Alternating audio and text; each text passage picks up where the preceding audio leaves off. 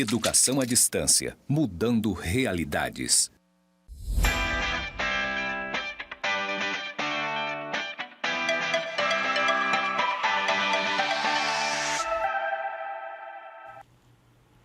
Olá, essa é a nossa terceira web-aula da disciplina Direito 2 e eu sou a professora Natasha. Férias, estamos de férias! Não, gente, não estamos de férias, mas vamos estudar o direito às férias. Agora, então, a gente dá prosseguimento à disciplina Direito do Trabalho. E essa é a nossa última web-aula, nossa última unidade sobre direito do trabalho. Depois a gente vai continuar nosso curso com uma mudança de tema. A gente vai entrar em direito tributário. E eu espero que neste momento do curso você já esteja afiado com o direito do trabalho, estudando, lendo a CLT, assistindo às nossas aulas e lendo o nosso roteiro, fazendo as atividades, ou seja, se engajando para aprender. Vamos lá, o que diz os slides. Como eu disse, todo mundo gosta, acredito, né? As férias são um direito, né? E aí nas férias a gente recebe um pouco mais, inclusive para a gente poder exercer esse direito de uma forma plena. Então vamos começar o estudo das férias, né? O que significa férias? Férias, segundo a legislação, é o repouso anual do empregado. E o objetivo é evitar o seu desgaste, o seu cansaço excessivo. E aí, gente, as férias são direito público subjetivo do empregado. Significa que não é um favor do empregador, é um direito público subjetivo mesmo. É irrenunciável e é uma hipótese de interrupção do contrato de trabalho. Tá? Então, o que isso significa?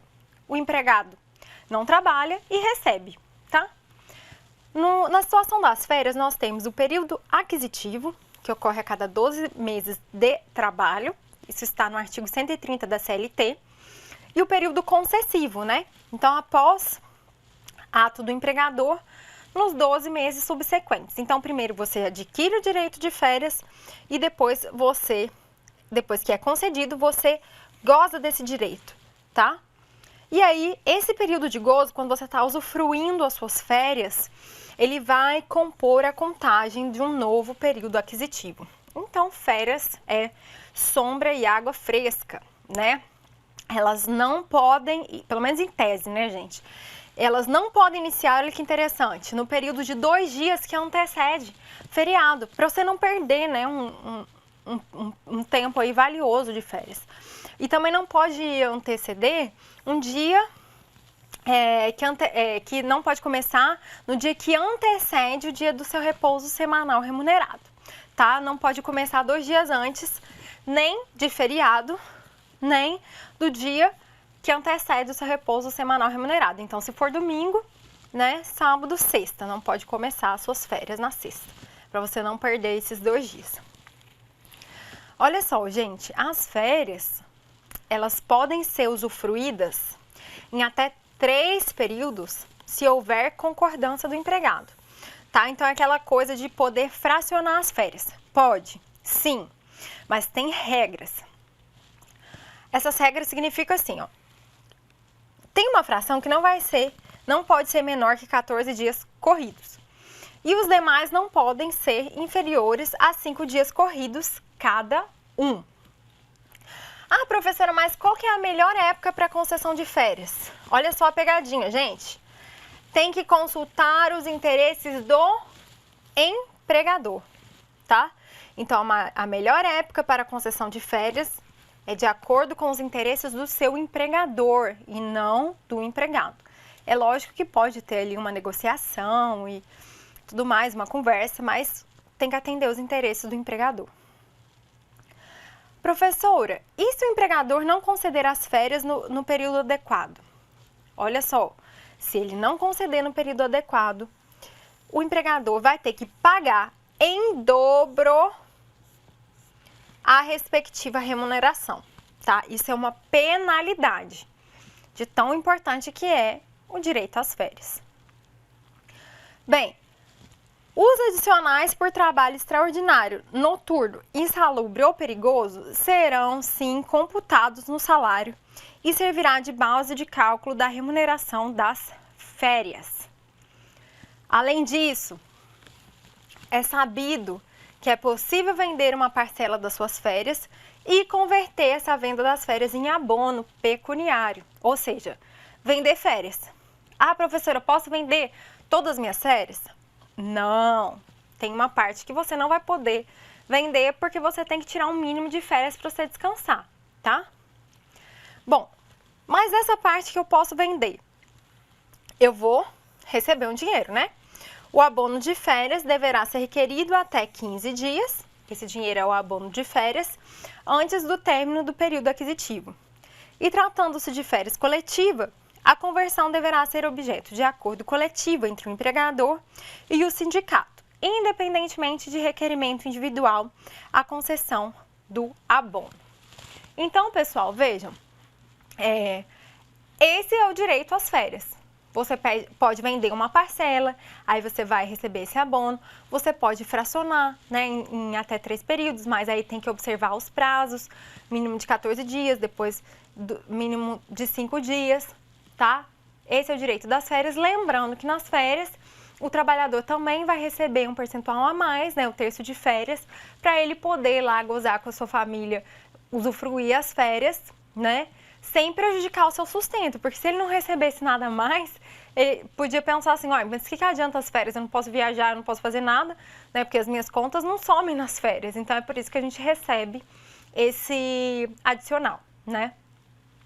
E aí, feitas essas considerações a respeito das férias, a gente vai passar agora para outro direito importante do trabalhador, do empregado, que é o aviso prévio.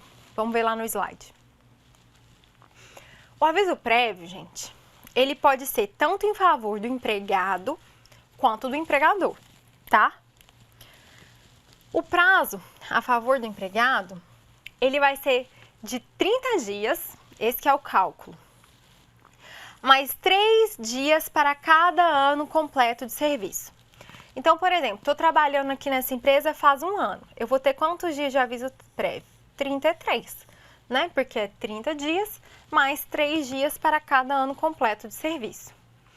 Tem um limite máximo de dias para tirar aviso prévio, né? De ter o direito a aviso prévio? Sim, o máximo vai ser 90 dias, em favor do empregado, tá? Interessante dizer que esse aviso pode ser trabalhado ou indenizado. E aí você então pode trabalhar ou receber uma indenização relativa ao aviso prévio, né? E quais são os efeitos do aviso prévio? Pode ser de 2 tipos. Ou você opta por uma diminuição de 2 horas diárias, né, para você tentar achar outro emprego, sem prejuízo do seu salário integral, ou você opta por faltar 7 dias consecutivos, também para deixar currículos, procurar outra vaga, tá? E isso, gente, visa, claro, a reinserção da pessoa que está no aviso, cumprindo o aviso, a sua reinserção no mercado de trabalho, tá? E vai se aplicar, então, quando o empregado é demitido, beleza? E olha só, para complementar aqui, a súmula 276 do TST diz que pode ter até uma renúncia ao aviso prévio pelo empregado quando ele comprovadamente tiver adquirido um novo emprego, tá? Então, essas são as considerações feitas em razão do aviso prévio em favor do empregado. Mas, se for o empregado que pediu demissão, ele também vai ter que cumprir um aviso em favor do empregador, tá? Vamos para o slide. Agora, eu vou tratar do FGTS, tá? A gente está vendo aqui, a gente já viu férias, aviso prévio e agora FGTS, né? Que é um direito previsto lá no artigo 7º da Constituição Federal, que a gente está estudando aqui com mais detalhes agora. O FGTS, ele veio para flexibilizar a rigidez da estabilidade, mas sem desamparar o cidadão. E ele está previsto nessa lei aqui, gente, ó. Lei 8.036 de 90. Quem que vai ter direito ao FGTS? Ele vai contemplar tanto os empregados urbanos quanto os rurais e também os avulsos e os domésticos, tá? mas a lei exclui os trabalhadores eventuais, autônomos e os servidores públicos civis e militares. Então vejam, gente, quando a gente está falando de direito do trabalho e quando a gente está falando de relação de emprego, a gente está falando de CLT, a gente está falando de FGTS, por exemplo, tá? Pensem num servidor público estatutário, portanto estável. Ele tem outro regime jurídico. A lógica do serviço público ela é diferente da lógica da CLT, tá? Então, aqui a gente está falando da lógica da CLT, que é a lógica do FGTS. Então, esse trabalhador, esse empregado, ele não vai ter estabilidade, mas ele vai ter direito, sim, ao FGTS, tá? Vamos para o slide. Como que funciona? Esse depósito tem que acontecer até o dia 7 do mês subsequente à prestação de serviço, na conta vinculada do empregado, que é uma conta de guarda exclusiva da Caixa, que tem essa custódia desde 91. Este é o FGTS, tá? Esse depósito do FGTS vai ser feito pelo empregador, sem qualquer desconto para o empregado. E o valor, gente? No valor equivalente a 8% sobre a remuneração do empregado. Beleza. Preciso sacar o meu FGTS. É possível? Sim, em algumas hipóteses previstas no artigo 20 da Lei 8.036 do FGTS, é possível sim você sacar o FGTS, por exemplo, no caso de dispensa sem justa causa, inclusive se for indireta, de culpa recíproca, força maior, no caso de extinção total da empresa, no caso de aposentadoria, de falecimento, de pagamentos decorrentes do sistema financeiro de habitação, pagamento total ou parcial do preço para aquisição de moradia própria e etc. Tá? E com isso, gente, nós vimos férias e FGTS, tá? Agora, a gente vai passar também para extinção do contrato de trabalho. Então, vocês vão perceber, a extinção do contrato de trabalho, ela vai ter reflexos se ela for com justa causa, sem justa causa, tá? Vai ter reflexos no aviso prévio que a gente acabou de estudar, no FGTS, no saldo de salário, tá? Vamos entender o que acontece. A empresa, gente, ou o empregador, tem 10 dias para fazer o acerto rescisório, tá? Então, a gente está estudando a extinção dos contratos de trabalho e seus reflexos. Primeiro, vocês têm que saber esse prazo. Então, a empresa ou o empregador tem 10 dias para fazer o acerto rescisório e, se não fizer, deve-se aplicar a multa do 477, parágrafo 8º, tá? Tem que fazer o acerto em 10 dias, sob pena de arcar com a multa do 477, parágrafo 8º da CLT. Vamos estudar aqui a hipótese da rescisão, ou seja, do fim do contrato de trabalho por prazo indeterminado, sem justa causa. Ou seja, fui mandado embora, sem justa causa. Vou ter direito a quê? Né? Vou ter direito a saldo de salário, férias vencidas e proporcionais, aviso prévio proporcional, 13º salário, né, que é a gratificação natalina, FGTS, multa de 40% sobre os depósitos do FGTS e seguro-desemprego. Estão lembrados que o seguro-desemprego é em caso de desemprego involuntário? Então, fui mandado embora, né, desemprego involuntário, tenho direito a receber o seguro que é pago pelo Estado, tá? Agora, vejam como que a situação muda se tiver uma culpa recíproca. O que é isso, professora? Tanto o empregador quanto o empregado cometeram uma falta, né, que é o caso da culpa recíproca. Aí, nesse caso, gente, a rescisão do contrato vai ser diferente. O contrato termina, mas as consequências jurídicas dele são diferentes ali daquela que eu acabei de explicar, daquela rescisão sem justa causa, tá? Porque nesse caso aqui, temos essa culpa recíproca. E aí, o que ocorre, né? Qual que é a consequência da culpa recíproca na extinção, na rescisão do contrato? O trabalhador vai receber saldo de salário, férias vencidas e 50%, e não tudo, ó, 50% das férias proporcionais, 50% do aviso prévio, 50% do 10º e 50% da multa, ou seja, 20% dessa multa. Então, se a gente for comparar, no caso da justa causa, o trabalhador ele vai receber muito mais, né, o valor maior das verbas rescisórias. Em compensação, no caso da culpa recíproca, como houve ali uma culpa também do empregado, ele também vai ser parcialmente penalizado por essa extinção contratual, tá? Vamos lá. E por fim, gente, e se for o empregado que pediu demissão, né? Ele que pediu a demissão. Bem, aí as consequências jurídicas serão totalmente diferentes, né? Porque aqui não é um desemprego involuntário.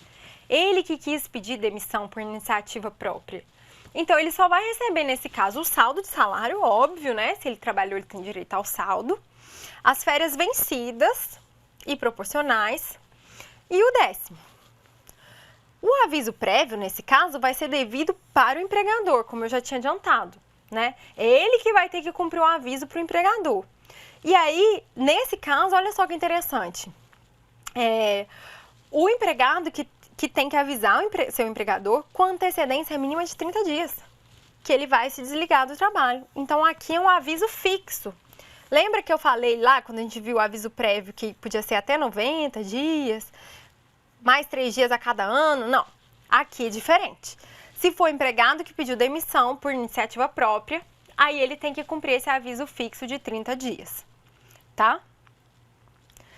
Ok, professora, mas se a rescisão for por justa causa, olha a diferença.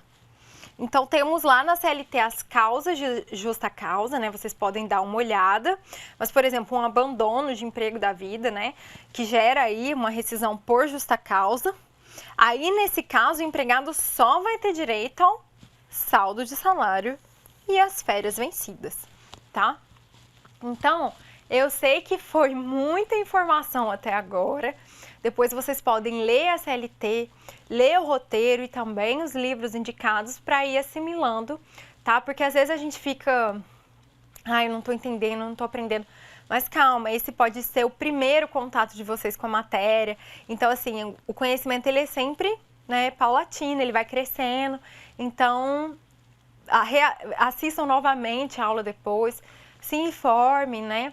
Porque eu sei que são muitas informações mesmo, mas a nossa ementa é grande, tá? Vamos dar continuidade aqui. Para a gente caminhar, né, para o fim, a gente tem que também entender um pouco do direito coletivo do trabalho, né?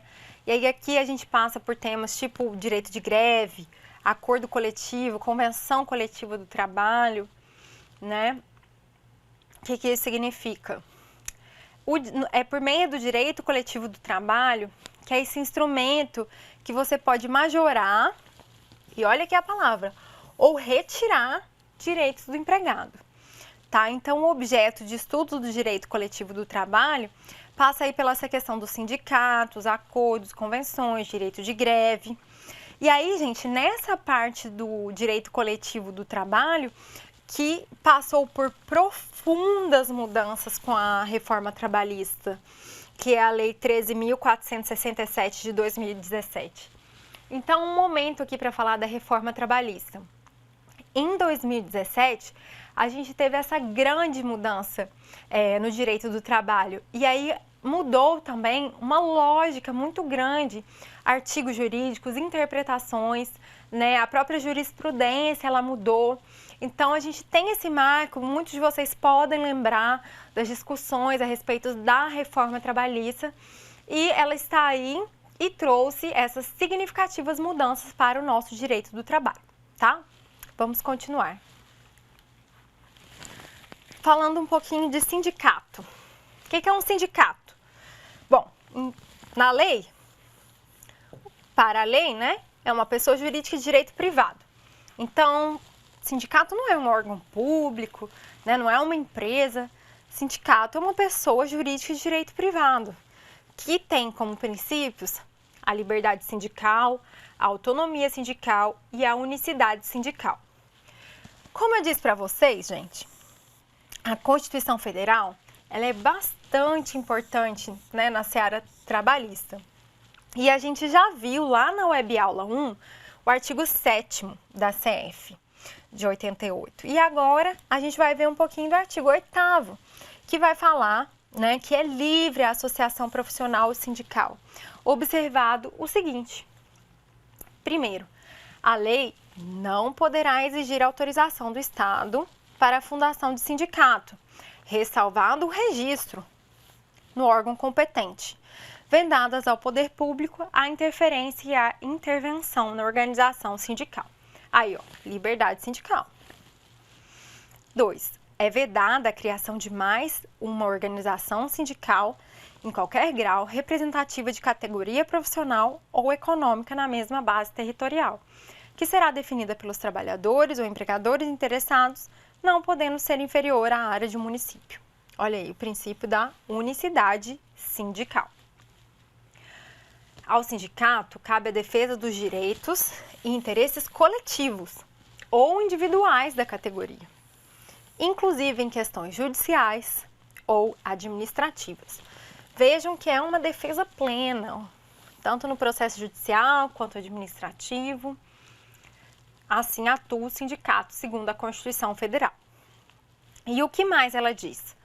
Diz também que a Assembleia Geral fixará a contribuição que, em se tratando de categoria profissional, será descontada em folha para custeio do sistema confederativo da representação sindical respectiva, independentemente da contribuição prevista em lei.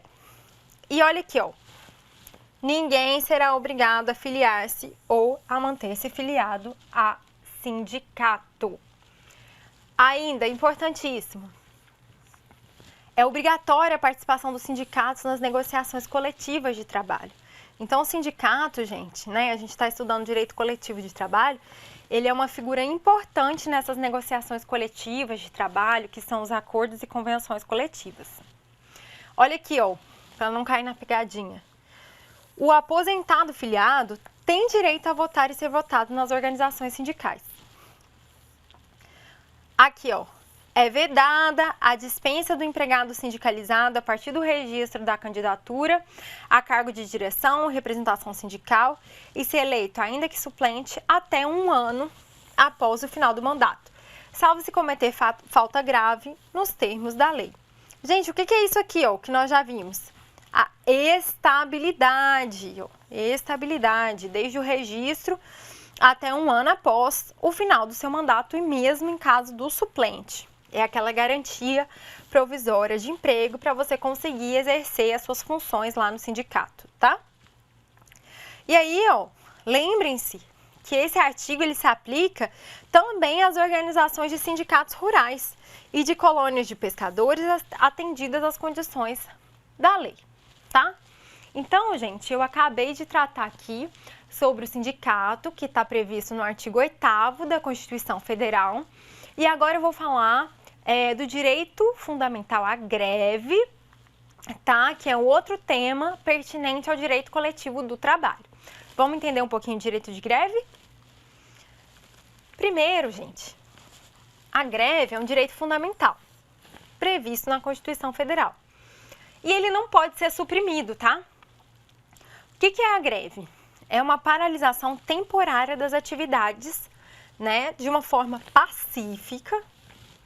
E é uma hipótese, aí tem uma discussão, mas entende-se que é uma hipótese de suspensão do contrato de trabalho, ou seja, você pode estar de greve, né? Mas aí como o contrato de trabalho é suspenso, não paga o salário. Ah, professora, mas já vi pessoa de greve que recebeu o salário. Beleza, gente. Pode ter um acordo ou uma convenção coletiva que autorize pagar, assim, os dias, né, de greve. Aí se torna uma interrupção do contrato de trabalho. E vejam que para garantir o direito fundamental à greve, o empregador não pode contratar substitutos, né? Tampouco demitir os funcionários durante a greve, só se houver falta grave. Então, assim, a legislação e a própria Constituição Federal vão garantir, né, o direito fundamental à greve, Vou dar um exemplo no caso que aconteceu com os servidores públicos. Os servidores públicos têm direito à greve, mas eles não têm uma lei de greve. Então o STF entendeu que eles podem usar a lei da iniciativa privada. Então, por exemplo, a lei da CLT, né, a lei que tem relação com a CLT, que é a lei de greve, também é aplicada aos servidores públicos que exercem o direito fundamental à greve, né, porque eles não têm uma lei própria.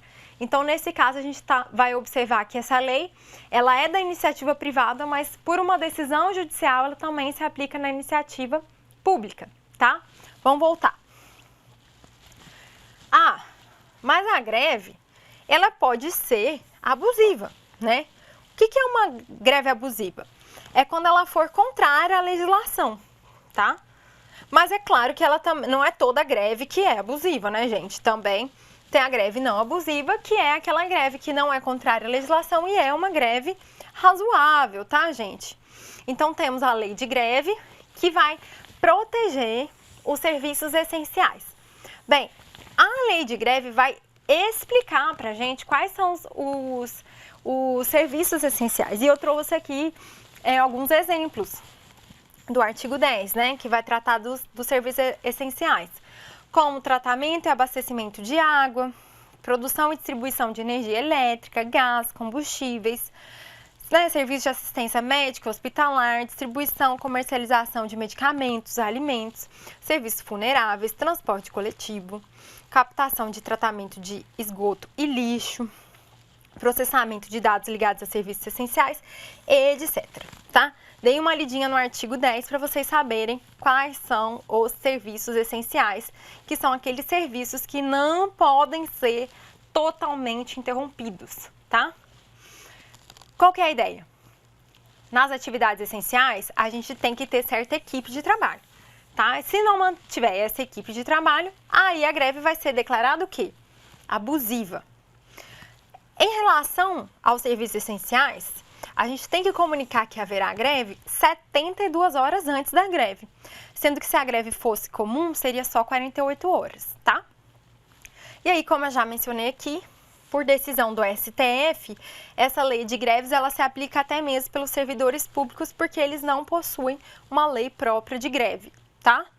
E aí, para finalizar aqui, tenho que mencionar que a Constituição Federal proíbe a greve para os militares no artigo 142, inciso 4º da Constituição Federal. Porém, gente, é claro, tudo que envolve direito de greve tem bastante discussão sobre esse tema. Tudo bem? Então, visto esse direito de greve, a gente vai continuar aqui no mundo do universo do direito coletivo do trabalho, que é um universo à parte, tem bastante coisa, vocês, né, podendo, aprofundem nesse tema, mas aqui eu tô dando essa visão mais geral agora sobre negociação coletiva, que pode ser tanto a convenção coletiva de trabalho, né? O que é uma convenção coletiva? É quando temos aí nessa relação dois sindicatos, e também pode ser um acordo coletivo de trabalho, que é um documento mais restrito, né? Quando a gente tem um sindicato e a empresa. Tudo bem? Essa matéria, gente, ela tá aqui no artigo 611 seguintes da CLT. E aí, gente, quanto ao direito coletivo do trabalho, houve realmente uma profunda mudança quando da reforma trabalhista de 2017. E olha só, neste caso e desde então ficou muito claro que o negociado deve prevalecer até mesmo sobre a lei, tá? O acordo coletivo de trabalho também ele tem prevalência sobre a convenção coletiva de trabalho, porque a CLT estabeleceu uma hierarquia estática. Durante as discussões a respeito da reforma trabalhista, vocês podem até se lembrar que havia aquele ponto que muitos defendiam que daria para negociar com o patrão e tudo mais. É nisso que, né, nesse ponto que nós estamos estudando, sobre acordo e convenção coletiva de trabalho. Vamos lá.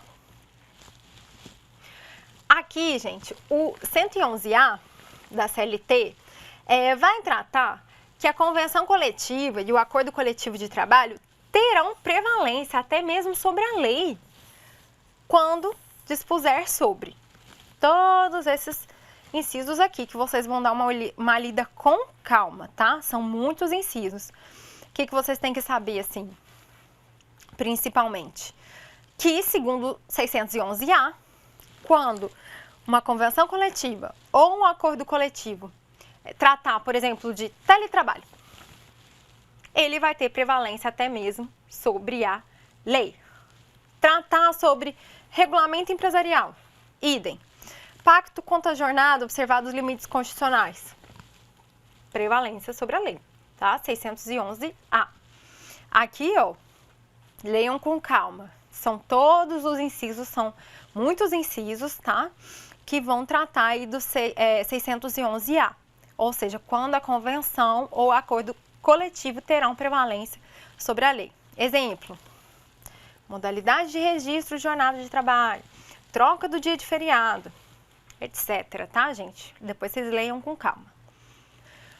Por sua vez, o 611-B traz as vedações, ou seja, diz que constitui objeto ilícito, ilícito de convenção coletiva ou de acordo coletivo, exclusivamente a supressão ou redução dos seguintes direitos. Então, veja, aqui no 611-B é o que não pode suprimir ou reduzir, tá? Em acordos e convenções coletivas. Então, por exemplo, as normas de identificação profissional, inclusive as anotações na carteira de trabalho, relativas a seguro-desemprego, valor do depósito mensal e da indenização do FGTS, salário mínimo, né? É bem grande também, ó. Não pode reduzir ou suprimir todas essas aqui garantias, tá? Exemplo, remuneração do trabalho noturno superior a diurno, salário família, licença maternidade com duração mínima de 120 dias, entre outros, ó. Vou dando tempo aí para vocês lerem. Licença paternidade, aviso prévio proporcional, proibição à discriminação. Isso tudo, gente, novamente, não pode reduzir ou suprimir. Então, o que significa? Não pode vir um acordo ou convenção coletiva suprimindo ou reduzindo, tá? Essas previsões.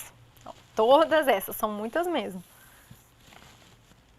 Bem, visto tudo, né, que vocês vão ler com calma depois em relação aos acordos e convenções coletivas, agora a gente vai ver como que funciona a Justiça do Trabalho e as suas particularidades. Vamos para os slides.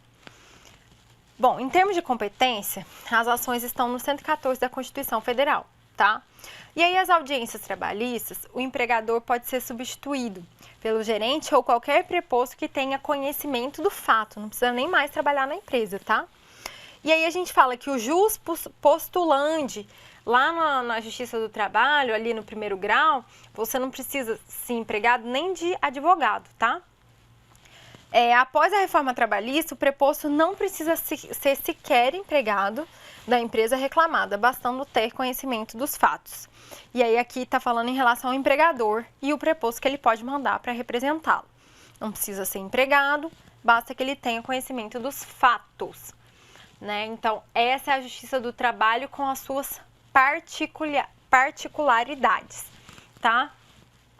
Aqui, gente, em relação à Justiça do Trabalho, eu trouxe só mesmo, assim, o início da Justiça do Trabalho, para vocês terem a noção do jus postulante e também a questão do preposto, tá?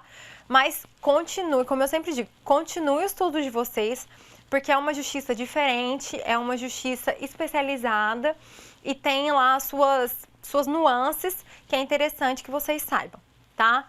Vejo vocês agora na nossa web aula número 4, que a gente vai começar a tratar de direito tributário. Obrigada!